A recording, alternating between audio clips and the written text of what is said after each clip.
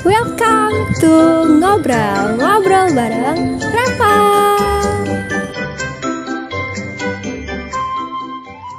Halo Sobat Ngobrol, gimana nih kabarnya? Ini merupakan konten perdana nih. Konten perdana aku Reva Eka Putri yang tayang di YouTube. Kita bakal sharing tentang pengalaman organisasi atau mungkin tips-tips gimana sih supaya suatu organisasi itu terasa nyaman seperti keluarga. Akhir tahunnya gimana? Baik banget atau baik aja atau berat banget? Astagfirullah.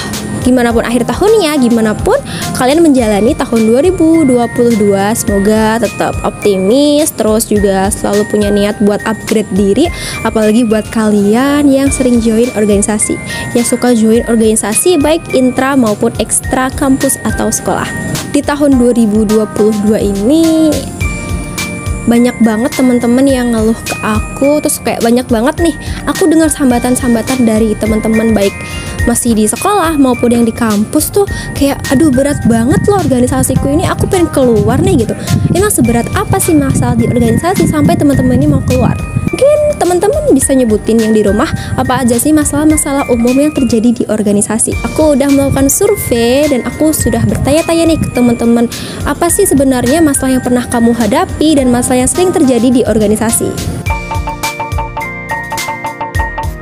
Itu tadi teman-teman, masalah-masalah yang sering banget dan kerap kita jumpai di organisasi. Yang paling sering dan paling kerap dijumpai itu rata-rata orang-orang jawabnya masalah komunikasi. Entah masalah komunikasi dengan sama anggota yang renggang atau komunikasi dengan anggota yang jabatannya lebih tinggi. Misal kayak anggota ke ketua atau anggota ke anggota merasa bahwa komunikasinya itu kurang gitu. Jadi kayak sungkan buat minta tolong, sungkan buat menyampaikan ide, sungkan untuk apapun yang di dalam organisasi. Padahal di dalam suatu organisasi itu ide-ide banyak orang tuh sangat dibutuhkan, bukan hanya ide satu orang. Kayak kita tuh selalu berpatokan dengan ide dia, nggak kayak gitu. Jadi teman-teman di organisasi tuh kayak bener-bener bebas buat menyalurkan ide, bebas buat menyampaikan apa aja yang ada di kepala kalian supaya organisasi ini lebih maju. Oke, aku udah ngomong banyak banget tentang masalah-masalah organisasi, terutama komunikasi. Terus gimana sih caranya supaya komunikasi di dalam sebuah organisasi ini terjaga dan berjalan dengan baik?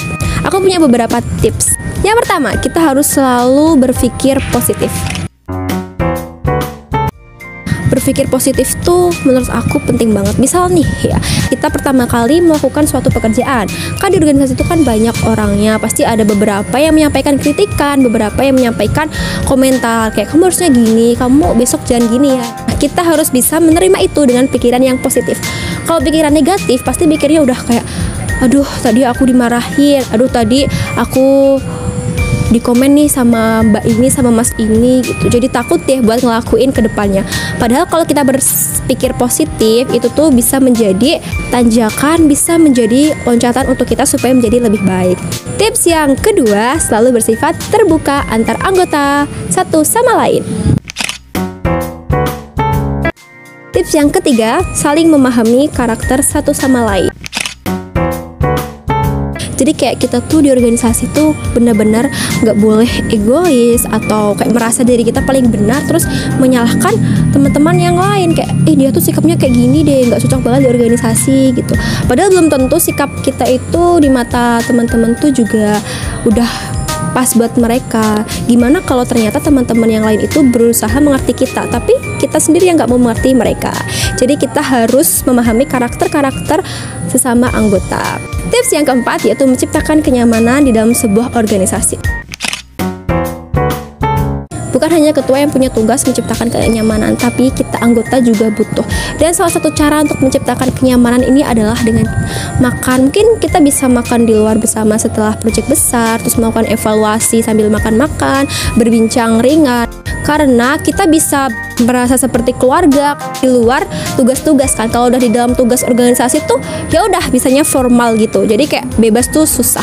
Jadi gunakanlah waktu di luar tugas untuk memperdekat hubungan antar anggota supaya yang lainnya juga betah, yang lainnya juga nyaman.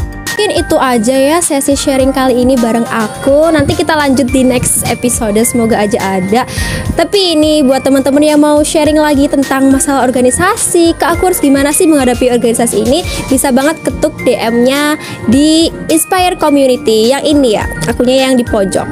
Atau mungkin bisa tulis di kolom komentar, nanti aku bacain satu-satu.